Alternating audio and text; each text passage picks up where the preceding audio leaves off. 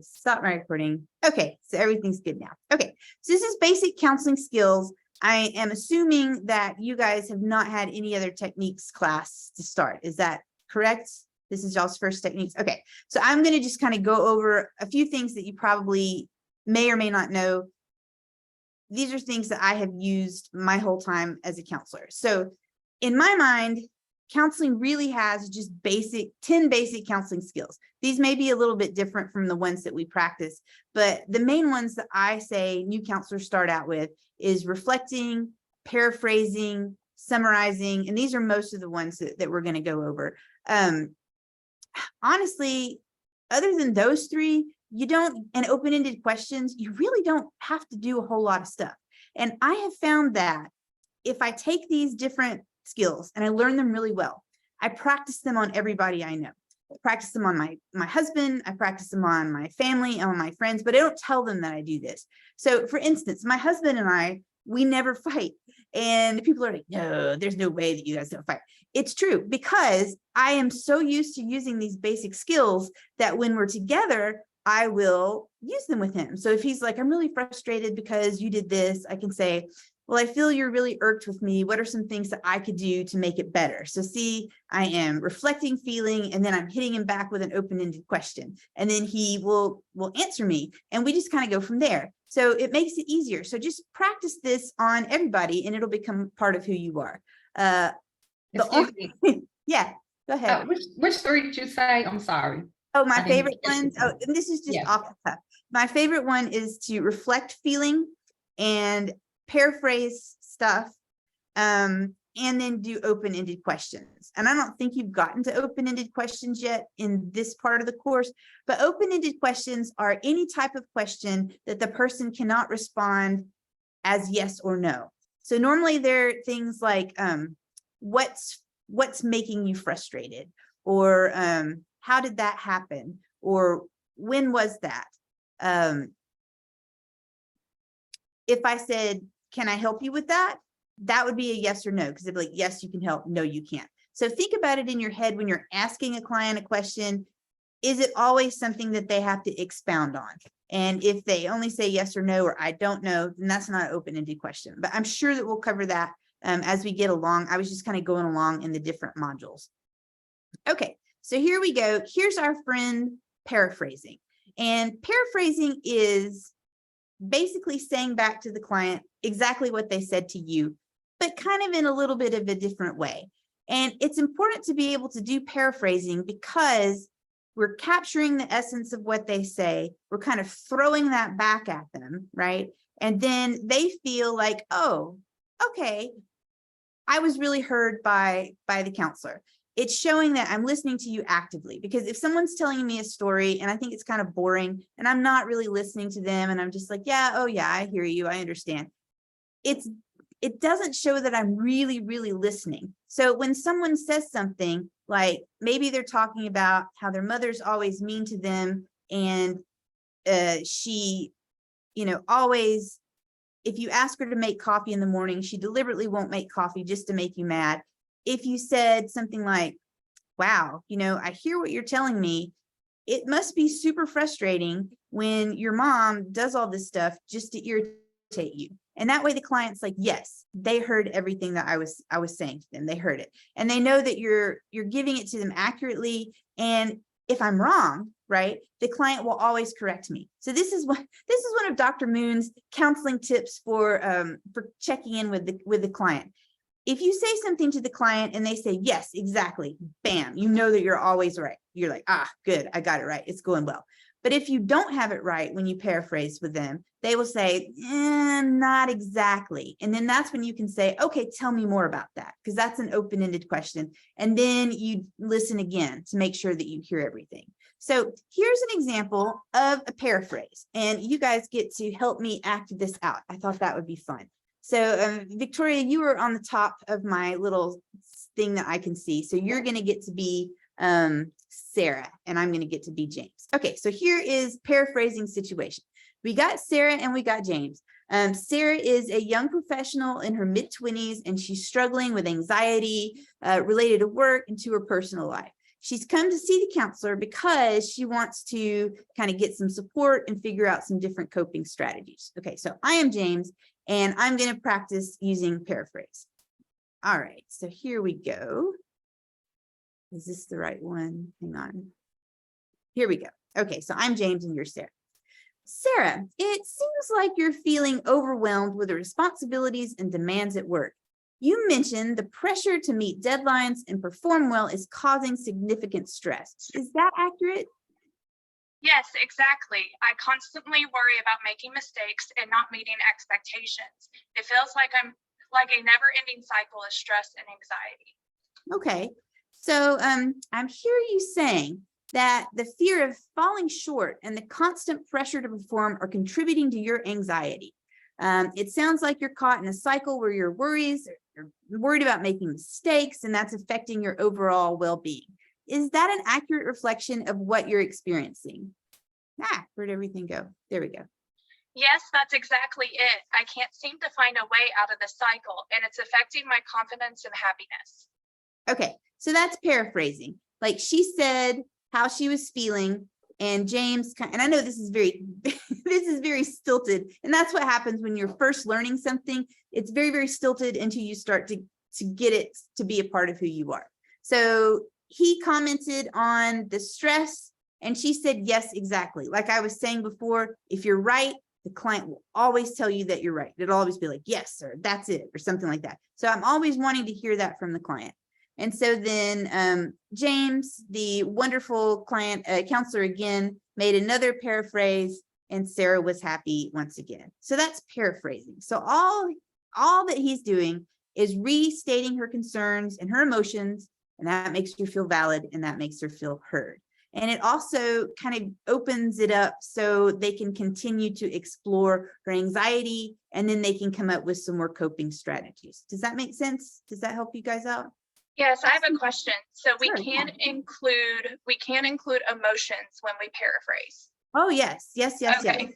Because in our text, or what Dr. Paolini released, it says leave emotional motive out of it. Okay. She and I are a little bit different, and she might be thinking she wants to do that, what's called reflection of feeling. And reflection of feeling is when you deliberately parrot back, and I have this on here, when you deliberately parrot back the feeling that they say. So if they said, I'm feeling really sad and things aren't going well, I might say, you're feeling sad and frustrated, just 2 words to them. And that's reflection of feeling. I like, when I'm paraphrasing something, to also pick up on their underlying feeling as well.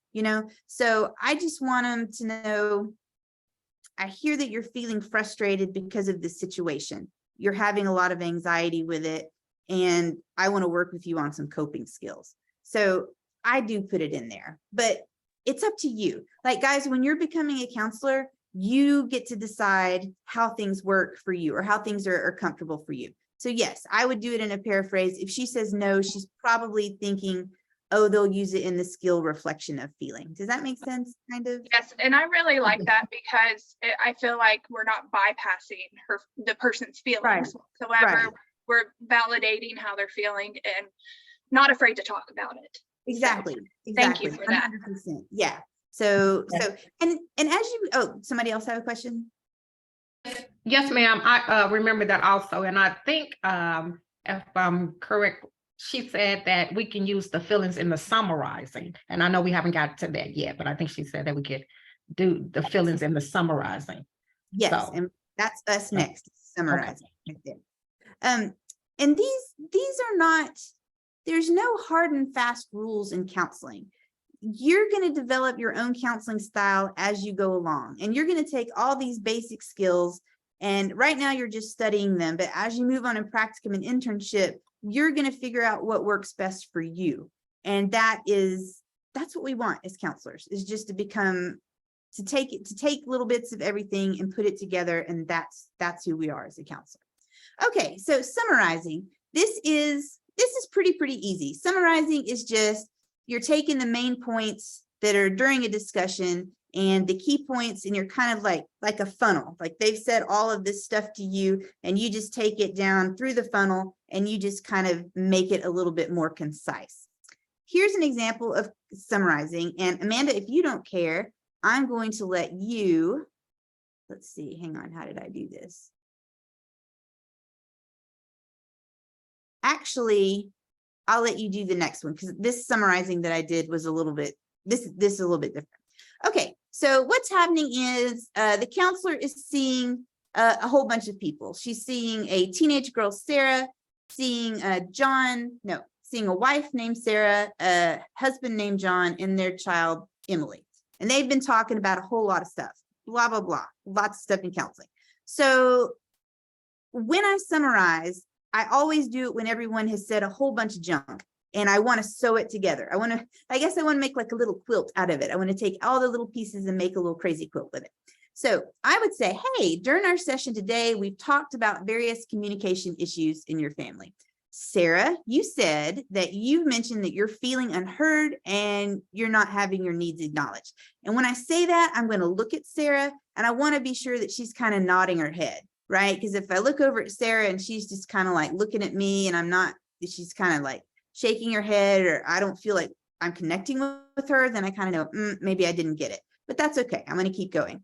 And I'm going to be like, okay, John, you expressed frustration with the lack of open and honest communication. And John will like nod or whatever his emotion is going to be. And I'll say, Emily, you shared a feeling that you're feeling isolated and misunderstood by your parents. Do I have that right? And this is what I hope I will hear back from them. Did I do two of those the same? Look at that. I'm so foolish.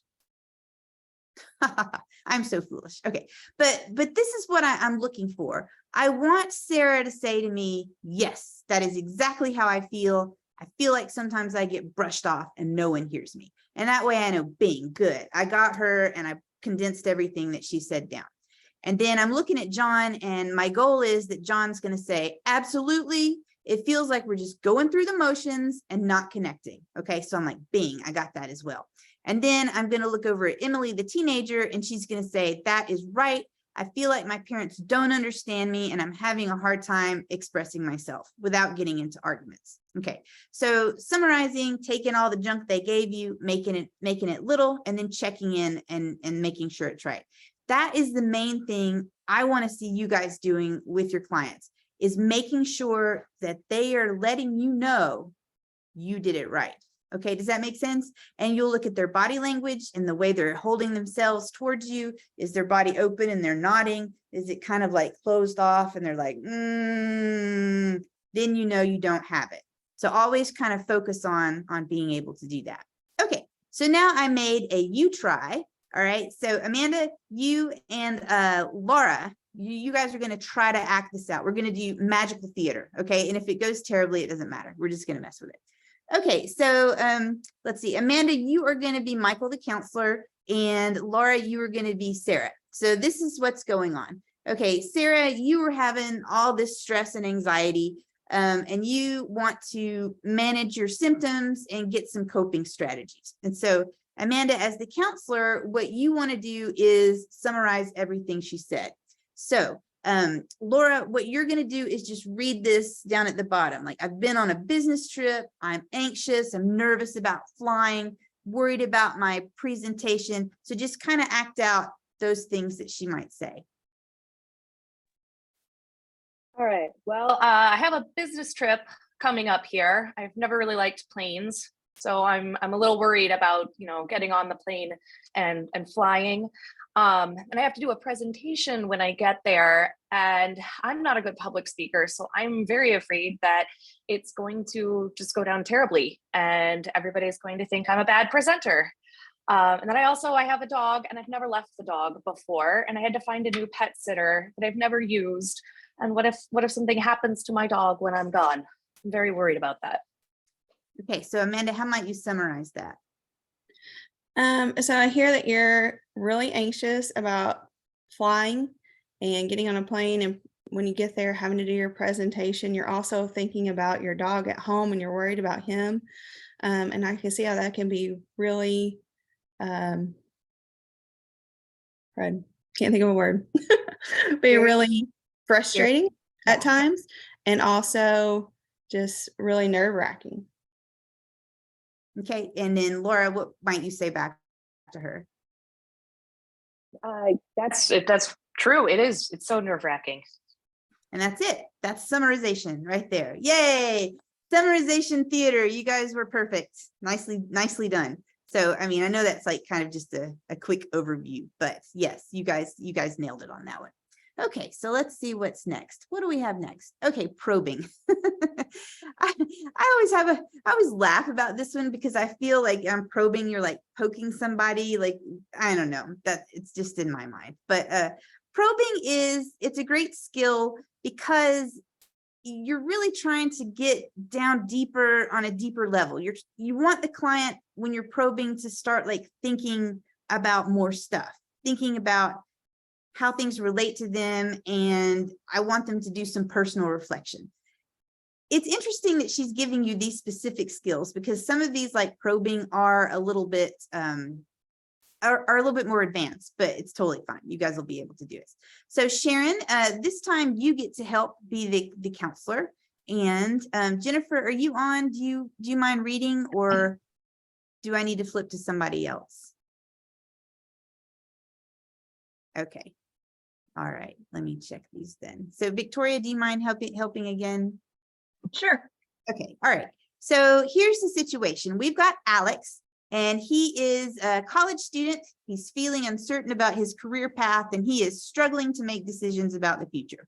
So he's come in to see Michelle, and he wants to talk about some career counseling, kind of get some ideas about maybe where he's going to go. So in this scenario, Michelle is going to use probing. So Sharon, if you will be Michelle, and Victoria, if you will be Alex. Okay, are you guys able to see the script? Not the full right hand. Well, Good enough. yeah, there we go. I got it. Are you good? Do I need to kind of come in, or? You can go out, and I think that will work. Okay, That's cool. perfect. Thank you. Okay, all right. So here we go. Probing theater. Okay, Alex, tell me more about the aspects of your current major that you find fulfilling and enjoyable. What do you find fulfilling and enjoyable about your major? Can you tell me a little bit more about it?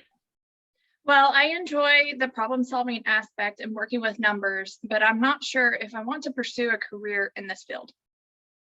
Okay, I hear you saying that you found satisfaction in problem solving and working with numbers. Can you give me a little example of the time you felt particularly engaged or excited about those activities? Well, during statistics, I found that data analysis part really, I find it very interesting. I enjoy digging into the numbers, and I like drawing conclusions from them. Ah, that's great. That's great to hear. It sounds like you have a natural, for numbers and analyzing data and drawing your own insight. Can you think of other times or areas or subjects where you experienced the same kind of engagement or enthusiasm about it?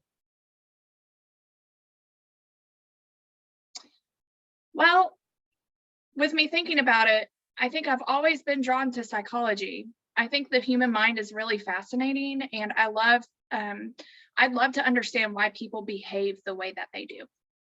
That's interesting. I know, in psychology, it's a knack for data analysis. Have you considered exploring that as a career? Might combine both of the areas. It could be a way to align your passion for understanding people and analytical skills. Okay, so that is probing. So the thing that she's doing, and it starts right over here, where she says that he talks about his stats class. She's like, when have you felt energized? And he's like, well, my stats class, I kind of like numbers. So the counselor's like, okay, that's great to hear. And then she says, can you think of other areas or subjects? So she's probing, right? She's kind of poking him with a little stick to see how much further he will go. And he hits it off. He's like, now that you mention it, I have been drawn. Like I'm saying, when you get it right, the client will tell you that you've got it right. So in this example, she nailed it when she talked to Alex. And now the counselor is going a little bit further by saying, hey, what about these different types of career paths? So it opens it up to them. So does that make sense? Does probing make sense? Yeah, probing is just when you kind of are like wheedling away just to see how far we could get. Okay, so I think we're good on that one. Okay, reflection of feelings. This is my favorite one. It's the easiest one to do. However, most people only know a few types of feelings. This is adults, also with kids. Like if you ask kids, tell me about some feelings, it'll be like sad, mad, glad, happy, not a very big repertoire. So I would say to you, go Google something that's like feeling words, good and bad. And it'll pull you up lots of PDFs with all different types of feeling words. And when you're working as a school counselor, when you come in to do guidance, especially with like the elementary schools or in the middle and high schools, try to teach them maybe a feeling word a week, or you know how sometimes they have word of the week. You could do something like that, but you could just do feeling word of the week. And then that way these kids will learn that there's so much more than just sad, mad, glad, happy, angry. They start to learn, and it helps them express themselves a little bit more. But reflection of feeling, basically you are the mirror on the wall. Whatever they say to you, you're just giving that right back to them. It's kind of like you're a parrot even. And you might think, oh, this might be annoying to them for me just to say that right back to them. But it's never annoying because it makes the client think you're really, really listening to me. All right, so here's this one's going to play out. So Amanda and Laura, you get to be our magic people again. So here's a bereavement counseling. Okay, so Maria, she's lost her mom and she's going to counseling because she really needs help coping with her loss and kind of validating herself. So the counselor, which is going to be Laura. So Amanda, you get to be the client this time. Laura, you are going to kind of go through this scenario with her and help validate her feelings. So here we go. Okay. So Sarah, Laura, you or Sarah? Maria, as you talk about the memories you shared with your mother, I can sense deep sadness and longing in your voice. It's clear that you miss her a lot. Yes, it's been really tough. I never imagined life without her. It sounds like you're feeling a profound sense of loss and disbelief that your mother is no longer with you. The void she left is deeply felt. Exactly. I keep expecting her to walk through the door or call me like she used to. It's understandable that you're experiencing these moments of expectation, yearning for her presence. The absence of her physical presence is creating a profound emptiness in your life. Yes. So see, you're just reflecting back to her what she said. And I think reflection of feeling is the easiest because sometimes when you're doing counseling, you don't know what to say. Even the best counselors were just like, what should I say back? So I always just go with reflection of feeling. It's the simplest one of all of them, and you can do it at any time. And that helps you really check in well with the, client. Okay, so I've got a you try that we can try. Okay, so let's try this one out. So Sharon, you get to be the counselor and I'm going to be Ethan. I'm a 5th grade student and I've got social anxiety. When I'm in class, I'm nervous and I'm uncomfortable in social situations. It's hard for me to make friends and participate. So the teacher has sent me to you and you are gonna help me out. And I just want you to use reflection of feelings. Are you good? Okay. Yes. So you can say it appears to me that you're feeling a little nervous about being in the class and because you've had issues with this before with participating in class. Okay. Yeah. I hate it when I'm in class because I feel like the kids are going to make fun of me if I say the wrong thing. And like sometimes they tease me when the teacher's not looking and they say that like I have a weird shaped head. And I know I don't have a weird shaped head, but it really makes me feel, I don't know, like something's wrong with me. I hear you saying that you feel uncomfortable with the way that you think you appear to your classmates. And I don't know, help. Exactly. And it makes you feel less than. maybe that they say that your head looks funny and that makes you feel like something's not right with you. You see you see where I'm going with that? Here, we'll try it again. Okay. Okay. So I hate it when we go to lunch because no one wants to sit by me and they say that they say, ooh, his head's so weird. He probably has a disease. Nobody should be with him. What do you think? I see you feel, I mean, I can see where you feel uncomfortable being around your peers because you feel they are not, they feel that you're different. Yes, That you're it's different. exactly right. But it can be even easier than that. You can just say you feel uncomfortable. Okay. And it will always let you know that, or you feel sad, or you feel left out, and then just stop. And the kid will usually just continue right on. And they'll be like, yes, yes. And when they say yes, or they nod and they go on, then you knew that you had the right reflection of feeling and that you're on point. So, Okay, so we don't have to have a because, you know, I was reading when I was looking at the thing, I thought I saw where you have to have a now because. it can get more advanced than that. You Uh-huh. know, you Okay. feel blank. Is that what y'all are seeing where they have the little thing like you feel blank because blank and you, okay, that's what you do. Yeah. And that's great. You can do that. I find, especially with like kids, if you just say you felt uncomfortable, that's enough because he just told you he felt uncomfortable. So you're just using that to kind of facilitate him talking more. I'm all about saying as little as possible ever during a counseling session because it's not about us, it's about them. So if we are able to like quickly turn that around to them and let them do the talking, then you're a good counselor. I think this is funny, like in my practicum and internships, some students will turn in videos that they've done a session with a client and they talk the whole time. You know, they'll be like, oh, you feel uncomfortable because the kids are making fun of you and they wish they wouldn't. So next time, maybe something you could say was, and it could just go on and be so wordy. And I'll always kind of mark down on that. I'll be like, you don't need to talk so much. But maybe I'll have another one and the client just said a few things. Like, I mean, the counselor maybe just said, you felt like they were teasing you. You felt like you didn't fit in. Okay, all these things I'm hearing you saying they're doing this to you here and they're doing this to you here and you're feeling bad about it. So all I did was reflect feeling and I did a quick summary and then I let it go back to the kid. So don't ever feel bad if you do a session and you're transcribing it and you're like, wow, I didn't say much of anything, but the client said all this stuff. That means you're doing it right. Does that make sense? Yes. So don't ever feel like you have to be wordy if you don't really feel like it. Okay. Here is. Oh, excuse me. So there's no set number of exchanges. It's just just getting the information that you need to give a reply.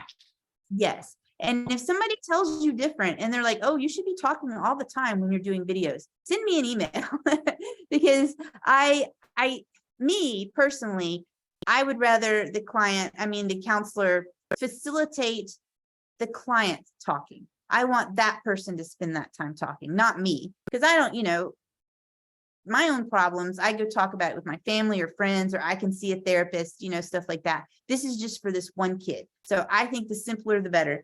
And, but different professors are going to have different thoughts. So don't just be like, oh, but just take what I say and then take what you hear from other people and then just kind of put it together and see what works best for you. Yeah. Okay. So, silence. I like silence a lot.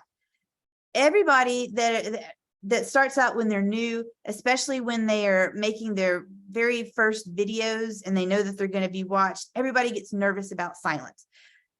So you're talking with the kid, you guys are having a great thing, and then all of a sudden, nobody says anything. The kid doesn't say anything. You're standing there. You start to get nervous. You're like, okay, I'm looking at the kid. I don't know what to say. What should I be saying? And the kid's not saying anything. And this could go on, for maybe 10, 15 seconds. And you start to think, they're watching my video. They're seeing me sitting here doing nothing. I'm not being a good counselor. That's not it at all. Silence is so awesome. And once you feel like you can just sit and just nod and just wait. And when a kid goes silent or a client goes silent, it's because they're normally thinking about something in their mind. It's like a processing thing, you know, like sometimes you ask the computer something and it takes it a minute to come back. They're thinking about what they've told you in their mind. Like their mind might be saying, yeah, I do feel really frustrated when this kid does this and I hate it. And I want some, you know, I think I want to talk about how much I hate that, but they got to think about it up there before they can tell it to you. So if you're getting nervous and you're like, oh, so you're feeling scared or you know, it can stop that thought processing. So what I do when a client stops talking for a bit and they look like they're thinking about something, I have a ring on my hand and I'll look down at it and I'll twist the ring. And then I'll just kind of maybe look up and nod like I'm thinking about things. And then if at that point I feel like I got to say something at some point, then I may be saying like, hey, tell me about what you're thinking about right now. Or I might try to take it into a different direction. Be like, okay, we've been talking about friendship problems. Let's talk about what you said about your mom earlier. Okay. But be okay with just sitting in that silence and letting them do what they need to do. Because I think silence is absolutely I think silence is a great skill, even though you may feel like you're not really doing much of anything. All right. So let me just cover these last two. Do y'all have questions about silence? Anybody questions for you? Okay. Always stop me if you have a question about something. So these were two other ones that you guys had in the past 2 weeks. I'm just going to just kind of tip on them a little bit. Pacing is just making sure that your speed and your tone and intensity are kind of meeting the client. Okay. So let's say you go into a session with someone who's a mother and she's very soft spoken and she's very slow and she's explaining things to you. You wouldn't want to be like really fast with her. Like, okay, I hear what you're saying about your kids. Let's go ahead and talk about what you're going to say about your husband. The pacing would just be like, oh, okay, this is going to be a slow and easy client. I'm just going to match myself to that slow client. Or you may have a teenager who is just ADHD and they're just high and they're just going with you. So you want to match that with them so that you guys are kind of on the same wavelength. So I guess to me, pacing is just like meeting someone on whatever wavelength that they happen to be on. When I saw interruption, I haven't watched her video on interruption yet. And I may be telling you something that she said differently. I rarely use interruption. I don't really think that it's a preferred counseling skill. There's a few times that I might use interruption. If I am listening to somebody and they have told me a lot of information and I don't see how it all is coming together, I might say, oh, hang on, wait. And this is how I do interruption. Hang on, wait just a minute. Let me make sure that I understand what you're saying. And I'll do a quick clarification. And a clarification is when you take, it's not like a summary, but it's like you take kind of a little bit about what you said and you just make sure you're checking in. For instance, say that someone was talking about their frustration with their father and how he's been treating them and how he treats the sister. And so you're getting all this information. I might say, hey, hang on. Let me make sure I've got this straight. You're telling me that you've got some frustration with your dad because of this. And you also are feeling irritated with your dad because he's done that. And the person, of course, if I'm right, they'll say exactly. And then they'll go on. So that would be one interruption. Sometimes people will ramble or they'll get off on these crazy tangents. So when you have a client come in, have in your mind how you think the session is going to go. So the kid's going to come in and he's going to talk to you about his parents are getting a divorce. And your goal for that session is to kind of talk about the divorce and come up with 2 coping skills for that kid. And so things are going well. And then the kid's like, well, you know, my dad, well, he's got this 4-wheeler and we love going out on the 4-wheeler. And that's something that's the best is when we go camping and we take the 4-wheelers out. And then the kid is like, pew, way off of the topic that I want to be on. I might say, wait.